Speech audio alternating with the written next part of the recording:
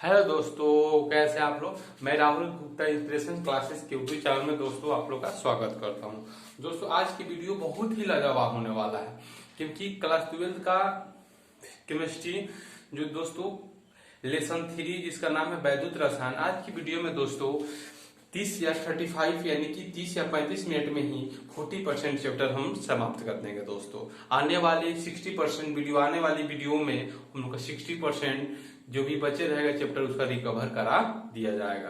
तो दोस्तों ये बहुत ही इम्पोर्टेंट है और बहुत ही लाजवाब क्लास होने वाला है, लाजवाब। तो दोस्तों इस चैप्टर को देखेंगे और समझेंगे, ठीक है, जिसका नाम है दोस्तों वैद्युत रसायन।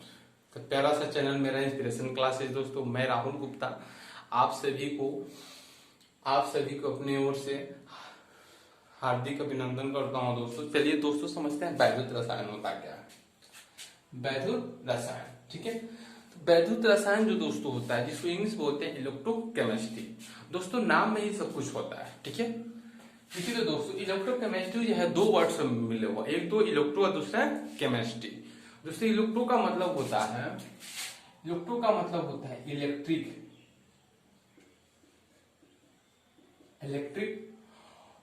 एनर्जी, ठीक है। और केमिस्ट्री का मतलब होता है केमिकल एनर्जी, ठीक है। तो दोस्तों यानी कि यहाँ पे इलेक्ट्रो का मतलब हुआ इलेक्ट्रिक एनर्जी का मतलब होता है विद्युत ऊर्जा, और केमिस्ट्री का मतलब होता है केमिकल एनर्जी यानी कि रासायनिक ऊर्जा, ठीक है। दोस्तों विद्युत ऊर्जा को रासायनिक ऊर्जा में और रासायनिक ऊर्जा को विद्युत ऊर्जा में बदलना परस्पर संबंध का अध्ययन जिस रसायन विज्ञान में किया जाता है दोस्तों वैद्युत रसायन होता है। अर्थात दोस्तों विद्युत ऊर्जा को रासायनिक ऊर्जा में और रासायनिक ऊर्जा को विद्युत ऊर्जा में बदलना ही क्या कहलाता है, वैद्युत रसायन। आइए दोस्तों टॉपिक को समझते हैं। वैद्युत रसायन विद्युत ऊर्जा एवं रासायनिक ऊर्जा के परस्पर संबंध का अध्ययन, यानी विद्युत ऊर्जा और रासायनिक ऊर्जा के परस्पर संबंध का अध्ययन जिस रसायन विज्ञान में किया जाता है दोस्तों उसे वैद्युत रसायन कहते हैं, जिस शाखा में किया जाता है।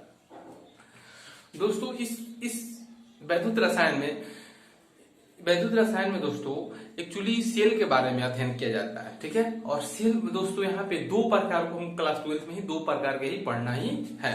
पहला होता है दोस्तों वैद्युत रासायनिक सेल या गैल्वेनिक सेल या वोल्टीय सेल, और दूसरा होता है वैद्युत अपघटनी सेल, ठीक है। अब दोस्तों जो सेल होता है उसमें कई तरह के, कोई सेल होता है हम लोग एनर्जी देते हैं, वो इलेक्ट्रिक करंट, हम लोग क्या दोस्तों वहां पे केमिकल एनर्जी देते हैं और करंट हमें देता है।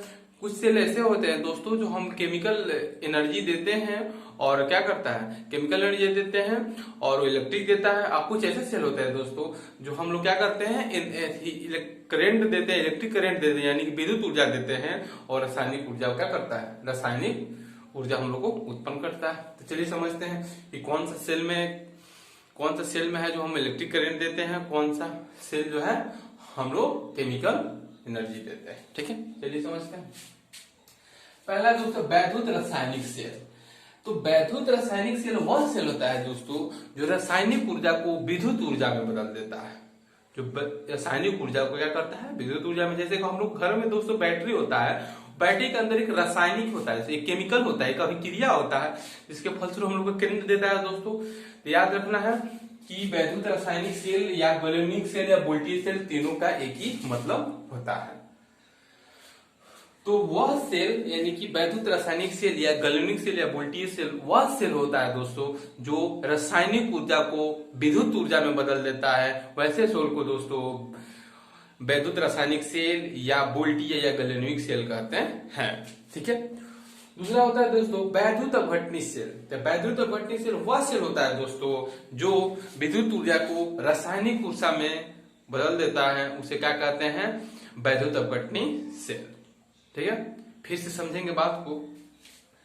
विद्युत ऊर्जा रासायनिक ऊर्जा के परस्पर अध्ययन रसायन विज्ञान के जिस संबंध में किया जाता है, जिस शाखा में किया जाता है दोस्तों क्या कहलाता है, वैद्युत रसायन।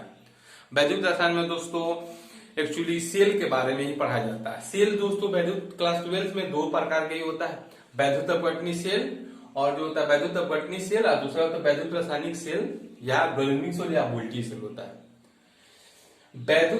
वैद्युत रासायनिक सेल वह सेल होता है दोस्तों जो क्या करता है, केमिकल एनर्जी को करंट में बदल देता है, करंट एनर्जी में बदल देता है, यानी कि रासायनिक ऊर्जा को विद्युत ऊर्जा में बदलना क्या कहलाता है, इसको वैद्युत रासायनिक सेल कहलाता है।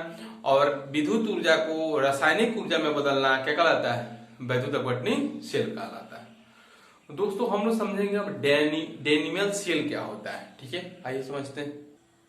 आइए दोस्तों अब हम लोग समझते हैं डेनियल सेल क्या होता है। ठीक है दोस्तों, डेनियल सेल जो होता है कि कोई भी सेल में दोस्तों इलेक्ट्रोड पाया जाता है।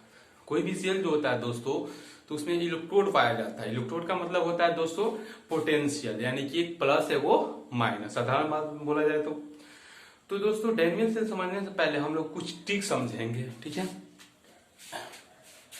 डेनियल सेल में दोस्तों इलेक्ट्रोड होता है,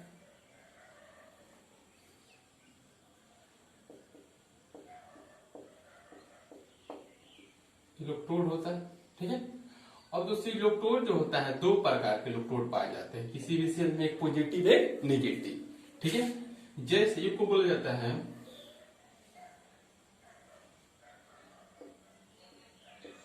एनोड, दूसरा होता है दोस्तों कैथोड। एनोड का मतलब होता है नेगेटिव और कैथोड का मतलब क्या होता है दोस्तों पॉजिटिव। ठीक है, अब दोस्तों अब इसको समझने के लिए एक लोन कंसेप्ट आता है, ट्रिक जो होता है दोस्तों, ट्रिक जो होता है दोस्तों यहाँ पे एक लोन कंसेप्ट आता है, LOAN।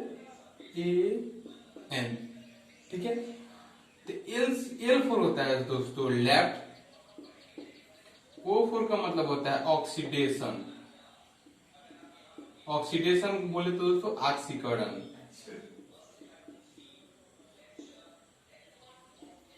ए का मतलब होता है दोस्तों यहाँ पे एनोड, और एन पर दोस्तों होता है नेगेटिव, नेगेटिव बोले तो नेगेटिव। दोस्तों ऑक्सीकरण वह होता है जो क्या करता है, इलेक्ट्रॉन का क्या करता है, प्रदान करता है, इलेक्ट्रॉन का दान करता है, उसे क्या कहते हैं दोस्तों, हम क्या कहते हैं ऑक्सीकरण, ऑक्सीडेशन कहते हैं। अर्थात दोस्तों जो लेफ्ट में होगा उससे क्या होगा, ऑक्सीडेशन होगा।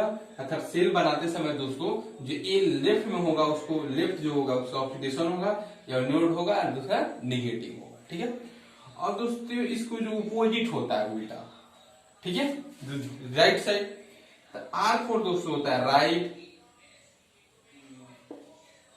ठीक है,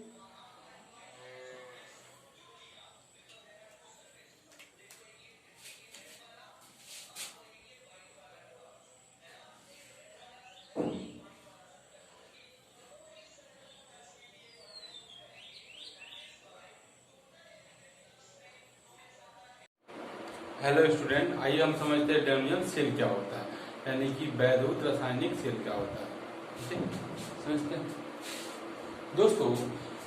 जो किसी भी सेल जो होता है दोस्तों इलेक्ट्रोड से मिलकर बना होता है। किसी सेल में दो इलेक्ट्रोड होता है जिसको साधारण भाषा में दोस्तों हम बोलते हैं धनात्मक प्लेट और ऋणात्मक प्लेट। सबसे पहले समझते हैं दोस्तों इलेक्ट्रोड।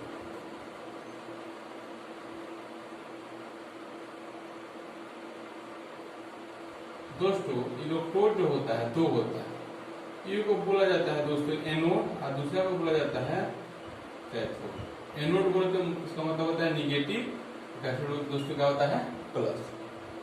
अब दोस्तों यहाँ पे एनोड को समझ यानी कि इलेक्ट्रोड को समझने के लिए लोन कंसेप्ट जो होता है, लोन कंसेप्ट लिखा है जिसको बहुत ही लो ए एन। ठीक है, एल फोर होता है दोस्तों लेफ्ट, O फोर होता है ऑक्सीडेशन, A4 होता है दोस्तों एनोड, N4 होता है नेगेटिव। ठीक है, अब ऑक्सीडेशन का दोस्तों हिंदी होता है ऑक्सीकरण। क्या होता है ऑक्सीकरण। तो होगा ऑक्सीकरण होगा। अब दोस्तों लेफ्ट साइड जो होता है और राइट साइड एकदम इससे बिल्कुल अपोजिट होगा, यानी कि किसी भी दोस्तों सेल में दो इलेक्ट्रोड होता है तो पहला जो इलेक्ट्रोड होता है वो लेफ्ट साइड जो रखा जाता है वो क्या होता है, उसका ऑक्सीडेशन होता है, एनोड होता है यानी निगेटिव होता है। तो राइट साइड भी कुछ भी होगा इलेक्ट्रोड दोस्तों। अब देखिए आर पर होता है दोस्तों राइट, आर पर होता है रिडॉक्शन, हिंदी में तो बोले दोस्तों उसका मतलब होता है उपचयन या अवकरण बोला जाता है, ठीक है। सी पर दोस्तों होगा कैथोड और पी पर होगा दोस्तों पॉजिटिव, ठीक है। तो जो दोस्तों इलेक्ट्रोड लेफ्ट साइड रखा जाता है उसका क्या होता है ऑक्सीडेशन होगा। अब ऑक्सीडेशन का अर्थ होता है दोस्तों इलेक्ट्रॉन का दान, इलेक्ट्रॉन का दान ही दोस्तों क्या कहलाता है ऑक्सीडेशन कहलाता है। और इलेक्ट्रॉन का ग्रहण ही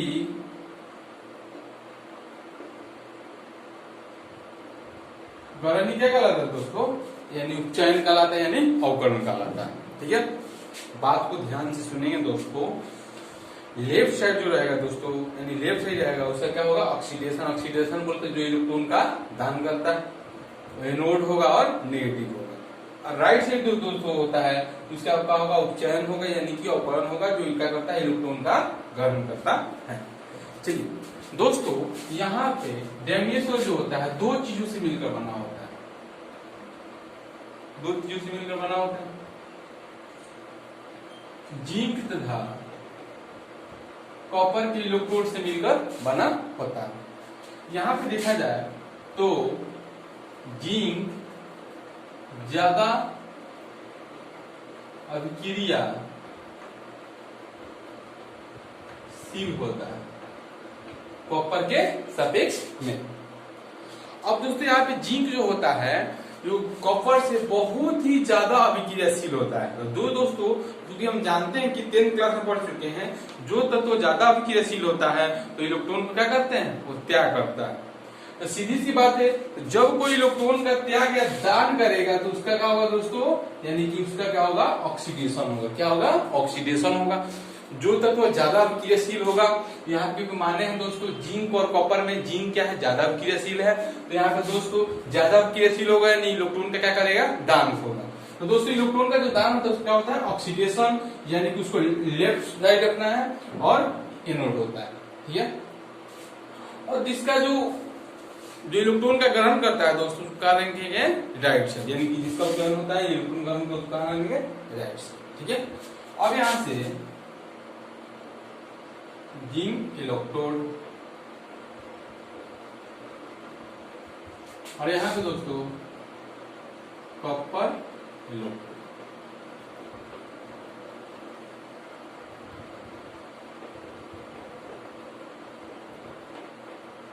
बात को ध्यान से फिर समझेंगे। जो जिंक कॉपर के सापेक्ष ज्यादा अभिक्रियाशील था और कॉपर क्या था कम अभिक्रियाशील था। तो दोस्तों जो ज्यादा अभिक्रियाशील होगा यानी कि इलेक्ट्रॉन का क्या करेगा दान होगा। तो इलेक्ट्रॉन का दान होगा दोस्तों तो लोन कंसेप्ट में बताया है इलेक्ट्रॉन का दान होगा उसका क्या होगा ऑक्सीडेशन, ऑक्सीडेशन होगा तो कहां रखेंगे दोस्तों लेफ्ट साइड और कॉपर को राइट साइड रखा जाता है। तो सिंपल सी बात है कि जो ही जब दो व्यक्ति है दोस्तों जब दो तत्व अगर एक इलेक्ट्रॉन को दान करता है तो दूसरा के इलेक्ट्रॉन को ग्रहण करना पड़ेगा। एक साधारण सिंपल सी बात है। अब आइए देखते दोस्तों हम बनाते हैं इलेक्ट्रोड, ठीक है डैमेज सेल बनाते हैं। अब यहाँ पे दो दोस्तों सोल्यूशन लिए एक इलेक्ट्रोड को यानी कि सिंपल सी बात है दोस्तों जो होगा कॉपर का यानी जिंक को लेफ्ट साइड रख दिए और कॉपर को राइट साइड। जिंक को लेफ्ट साइड क्यों रखें क्योंकि ज्यादा अभिक्रियाशील होगा जो इलेक्ट्रॉन का त्याग करेगा, इलेक्ट्रॉन का दान करता है ऑक्सीडेशन, ऑक्सीडेशन तो उसको क्या रखेंगे लोन कंसेप्ट में लेफ्ट साइड रखा जाए और कॉपर को राइट साइड, ठीक है। अब दोस्तों जिसका भी जो इलेक्ट्रोड होता है कॉपर या जिंक का तो उसी के विलयन में ही डाला जाता है इलेक्ट्रोड को। जैसे यहाँ पे दोस्तों हमने क्या किया जिंक का रॉड लिया है, रॉड बोले तो दोस्तों इसको इलेक्ट्रोड ही बोला जाता है। तो दोस्तों उस इलेक्ट्रोड को उसी इलेक्ट्रोड को जिंक सल्फेट के जलीय विलयन में ही डाला जाएगा। ठीक है, डाला जाता है। ये दोस्तों है कॉपर का जो इलेक्ट्रोड है, इसको क्या करेंगे, कॉपर के ही जलीय विलयन में ही डाला जाता है, यानी कि CuSO4 के जलीय विलयन में ही डाला जाएगा। ठीक है, अर्थात दोस्तों जो इलेक्ट्रोड जो होता है दोस्तों, जिसका विलयन होता है उसी के इलेक्ट्रोड के उस विलयन में डाला जाता है। ठीक है, अब दोस्तों यहां से एक वायर कनेक्ट कर दिया जाता है और यहाँ पे एक एमीटर अंकित लगा दिया जाता है, जिससे पता चलता है कि विद्युत धारा विलयन में प्रवाहित हो रहा है कि नहीं। अब दोस्तों ये कॉमन सेंस की बात है कि अब यहाँ देखा जाए तो इस जो होता है इस पूरे सिस्टम में जो सिस्टम बना है दोस्तों, यानी चित्र बनाया है, क्या इसमें विद्युत धारा प्रवाहित होगा? तो आपने यहाँ पे देखते हैं कि जब जिंक जो होगा, जिंक से इलेक्ट्रॉन निकल के जब कॉपर के विलयन में जाएगा, तो दोस्तों जब यहाँ से परिपथ, यहाँ से इलेक्ट्रॉन, जैसे इलेक्ट्रॉन का जो होता है, जिंक का जो कैपेसिटी होता है, 2 इलेक्ट्रॉन को क्या करता है, त्याग करता है। क्योंकि इलेक्ट्रॉनिक विन्यास ऐसा होता है, 2 इलेक्ट्रॉन को क्या करेगा, वो त्याग करेगा। ठीक है, अब दोस्तों अब तो यहाँ से इलेक्ट्रॉन चला गया और यहाँ से यहाँ आने में क्या उड़ के इलेक्ट्रॉन आएगा? या अब तो ऐसे इलेक्ट्रॉन तो होगा नहीं कि उड़ के चला आएगा नहीं, यहाँ से वहां जाए, जंप तो नहीं कर सकता है दोस्तों। और यहाँ से यहाँ इलेक्ट्रॉन आना है, या चाहे उसमें या ज्यादा उसमें इलेक्ट्रॉन जाना है, उसमें तो जंप तो करेगा नहीं। तो किसी भी परिपथ में विद्युत धारा तभी दोस्तों प्रवाहित होता है जब परिपथ को पूरा होता है। आप अगर किसी वायर में दोस्तों आप कनेक्ट किया गया है और बीच से कट जाए दोस्तों, खाली रह जाए, उसमें गैप है, तो क्या इस विलयन में प्रवाहित होगा? नहीं। तो दोस्तों किसी को भी विद्युत धारा प्रवाहित होने के लिए वो वायर को क्या होना, जुड़ा होना चाहिए, यानी कि पूरे सिस्टम को बंद होना चाहिए। बंद परिपथ में ही विद्युत धारा क्या होता है, प्रवाहित होता है, जो आप लोग फिजिक्स के टीचर में से पढ़ने का मिलेगा। यहाँ पे दोस्तों एक लवण सेतु का, यानी कि साल्ट ब्रिज का उपयोग किया जाता है।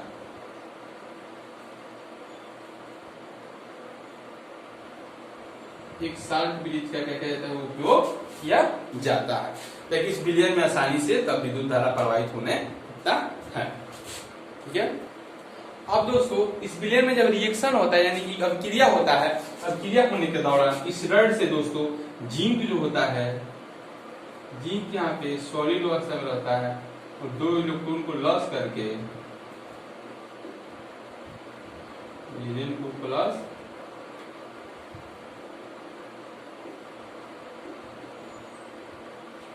2 इलेक्ट्रॉन को लॉस करके विलयन में आना प्रारंभ करता है। एक बात दोस्तों जलीय विलयन, अर्थात दोस्तों जब इस सेल में अभिक्रिया होता है तो इस जो होता है दोस्तों जो क्षण है, इससे इलेक्ट्रॉन क्या होते हैं, इस विलयन में क्या होता है, गिरना, आयंस के रूप में गिरना प्रारंभ कर देते हैं।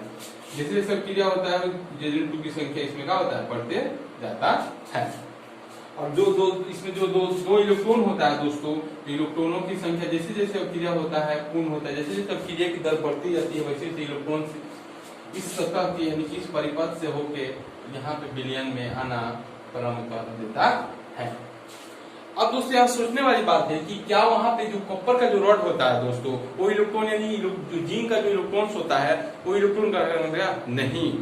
यहाँ पे दोस्तों कॉपर तो एक धातु है, तो धातु में जो होता है दोस्तों, उसमें इलेक्ट्रॉन को ग्रहण करने का क्षमता नहीं होता है, बल्कि इलेक्ट्रॉन को त्याग करने का क्षमता होता है। अब दोस्तों सोचने वाली बात है कि इस विलयन में कॉपर को, यानी कि जो जिंक का जो इलेक्ट्रॉन होगा, वो कौन उसका स्वागत करेगा, यानी कौन उसको ग्रहण करेगा?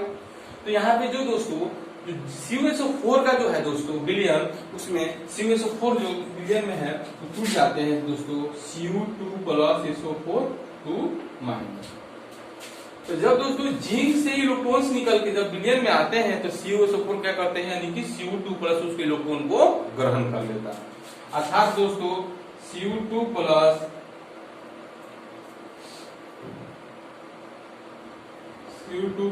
एक फॉर्म में है, वो क्या 2 इलेक्ट्रॉन को ग्रहण किया और किसमें बदल गया, सॉलिड में बदल गया। ठीक है, बात को ध्यान से सुनेंगे। जिंक ज्यादा क्रियाशील होने के कारण में क्या करेगा, जब अभिक्रिया होता है तो जैसे जैसे अभिक्रिया बढ़ता है वैसे वैसे जिंक जो होगा क्या करेगा, Zn2 प्लस में टूटेगा, आयंस के रूप में विलयन में आएगा। लेकिन जो 2 इलेक्ट्रॉन्स होते हैं दोस्तों जिंक का, उस परिपथ से होकर इस विलयन में आना प्रारंभ कर देता है दोस्तों। तो क्या कॉपर के रड से डायरेक्ट जिंक को वहां पे अवशेषित नहीं होता है। यहाँ पे जो कॉपर सल्फेट का जो जलीय विलयन है उसी में कॉपर क्या करता है, जिंक को इलेक्ट्रॉन को अपनी ओर करता है, आकर्षित करने लगता है। ठीक है, आकर्षित करने के कारण कुछ समय ऐसा होता है जो इलेक्ट्रॉन होता है, दो इलेक्ट्रॉन ग्रहण करके सॉलिड में यानी कि सतह पे क्या होता है दोस्तों, चपकने लगता है। क्या होता है, चपकने लगता है। इस सतह पे क्या होता है, चपकने लगता है। और इसकी सतह क्या होता है, कॉपर का जो सतह होता है, और यहाँ पे इलेक्ट्रॉन जो होते हैं दोस्तों, इलेक्ट्रॉन उपस्थित होने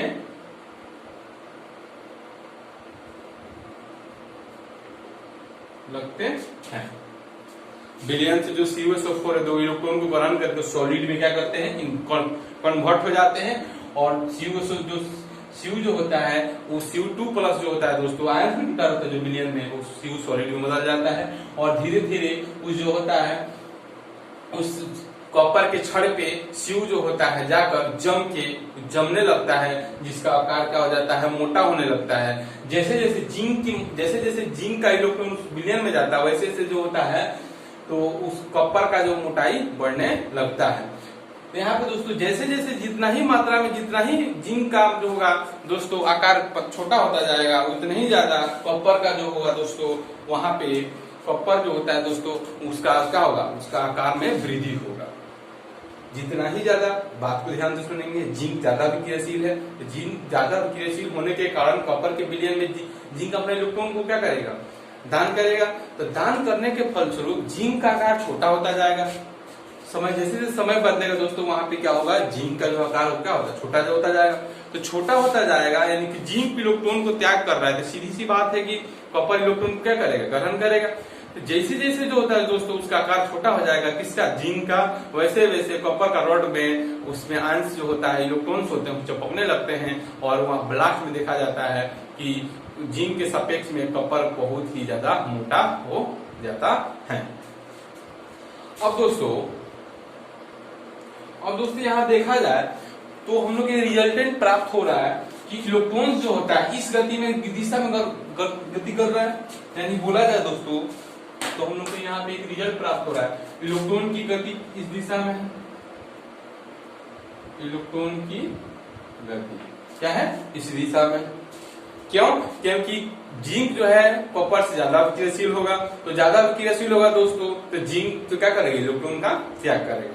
और आप लोग दोस्तों 9th या 11th क्लास में पढ़ चुके हैं कि विद्युत धारा का प्रवाह जो होता है इलेक्ट्रॉन के विपरीत दिशा में होता है। अगर आपको टीचर नहीं बताया हो तो फिजिक्स वाले टीचर से पढ़ लिया कीजिए, ठीक है। परिणाम देखिए, तो ध्यान रखिएगा दोस्तों, यानी जो होता है इलेक्ट्रॉन के विपरीत दिशा में विद्युत धारा प्रवाहित होता है। तो दोस्तों इलेक्ट्रॉन की दिशा ऐसे है, यानी कि लेफ्ट से राइट में है दोस्तों, तो क्या होगा, विद्युत धारा का प्रवाह राइट से लेफ्ट में होगा, क्योंकि अपोजिट होता है। अगर विद्युत धारा का प्रवाह लेफ्ट से राइट हो रहा है तो इलेक्ट्रॉन्स का प्रवाह अगर लेफ्ट से राइट की तरफ हो रहा है तो विद्युत धारा का प्रवाह लेफ्ट से राइट से लेफ्ट की तरफ होगा। दोस्तों विद्युत धारा जो होता है इस दिशा में प्रवाहित हो रहा है, इलेक्ट्रॉन्स जो होता है इस दिशा में प्रवाहित हो रहा है, तो विद्युत धारा, सीधी सी बात है, विद्युत धारा का दिशा ऐसा हो जाएगा। विद्युत धारा का दिशा हम लोग का ऐसे हो जाएगा, यानी कि विद्युत धारा का दिशा जो होगा दोस्तों वहां पे हम लोग का क्या होगा, यानी कि left to right to left हो जाएगा, ठीक है। तो और दोस्तों अब विद्युत धारा का जो प्रवाह जो हो रहा है, जैसे कि इलेक्ट्रॉन का प्रवाह लेफ्ट टू राइट हो रहा है तो विद्युत धारा का प्रवाह अपोजिट होता है, यानी कि इलेक्ट्रॉन के विपरीत दिशा में विद्युत धारा का प्रवाहित होता है। तो विद्युत धारा का प्रवाहित कहाँ होगा, यानी कि राइट, मान लीजिए लेफ्ट है दोस्तों, ये क्या है, राइट, ठीक है। तो विद्युत धारा का प्रवाह लेफ्ट टू राइट हो रहा है, यानी कि जो होता है इलेक्ट्रॉन्स का प्रवाह लेफ्ट टू राइट हो रहा है तो विद्युत धारा का प्रवाह राइट टू लेफ्ट होगा।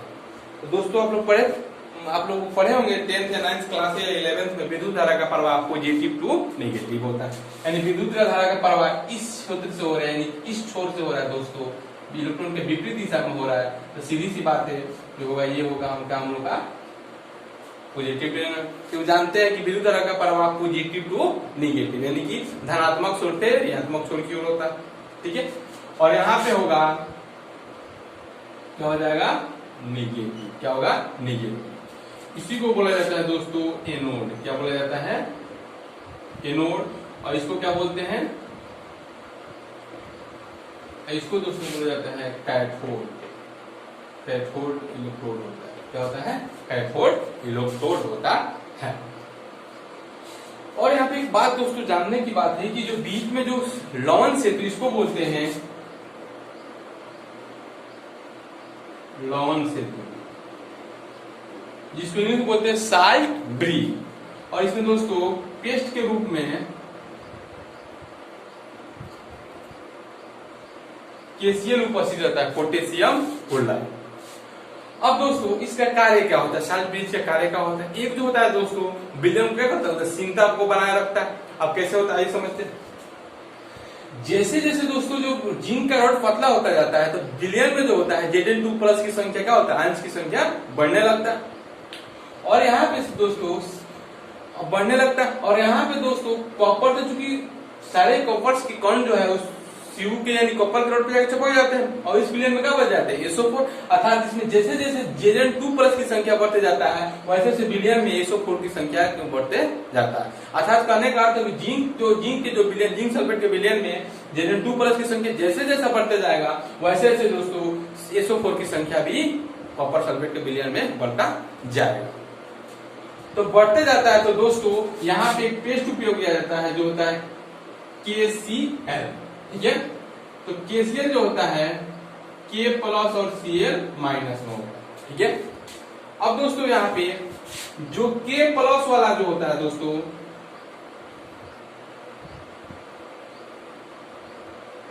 Cl- और प्लस K+। तो दोस्तों यहाँ पे यानी कि पॉजिटिव वाला आयंस निगेटिव वाले विलयन में जाते हैं और निगेटिव वाला आयंस क्या पॉजिटिव वाला आयंस में जाता है। अर्थात दोस्तों K+ यानी कि SO4 के विलयन में चला जाता है और Cl- Zn2+ की संख्या को मार देता है। यानी कि यहाँ पे K+ जो होता है दोस्तों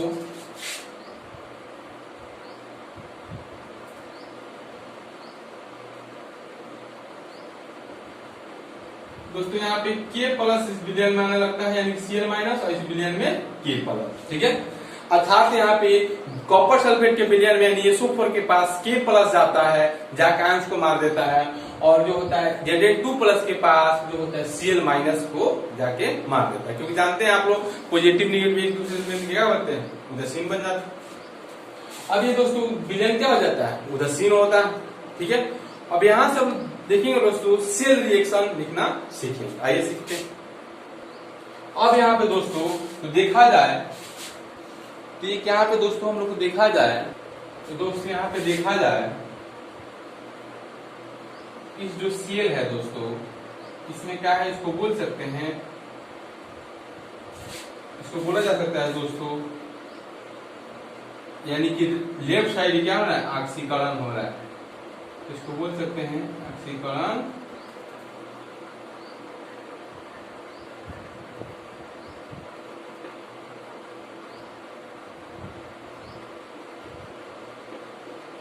और दोस्तों राइट साइड क्या हो रहा है, यानी कि ऑक्सीडेशन हो रहा है, यथार्थ यहाँ पे सॉरी राइट साइड जो होता है रिडक्शन हो रहा है। तो दोस्तों इसको पूरे सिस्टम को बोल सकते हैं, अर्थात क्या हो रहा है यहाँ पे, इसको बोल सकते हैं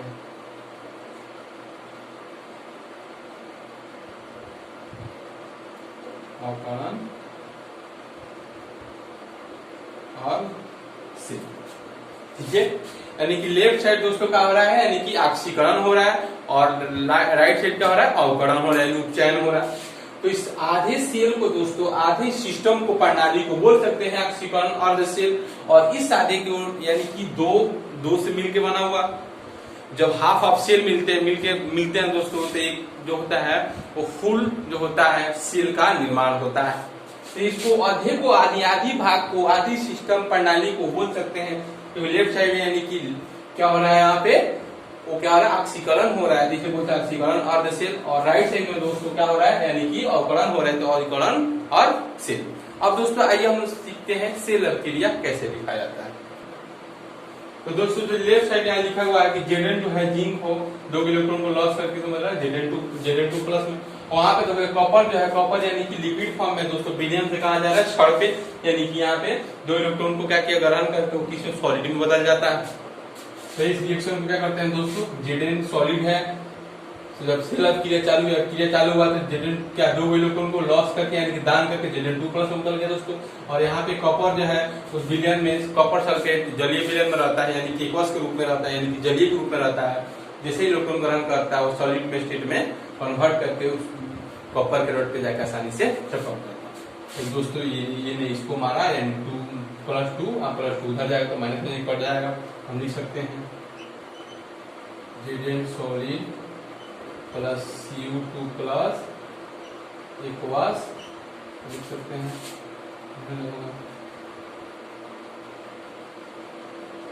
Zn2 प्लस एक्वस और Cu।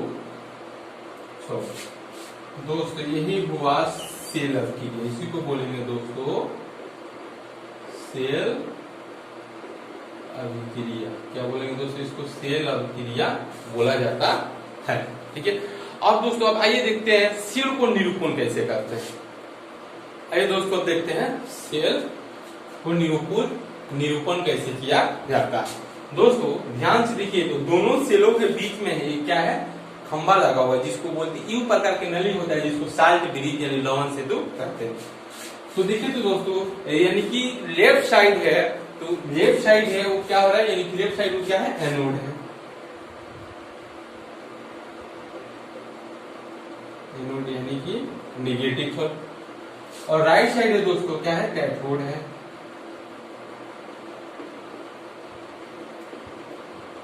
कैथोड है और दोनों के बीचों बीच यू प्रकार की नली लगी होती है जिसको लवण सेतु कहते हैं दोस्तों। उसको डबलिंग लाइन से कैथोड बोले तो प्लग, यानी कि डबलिंग लाइन से सूचित किया जाता है।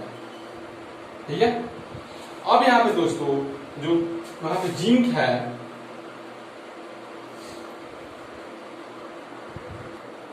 दोस्तों इसको बोला जाता है लवण सेतु।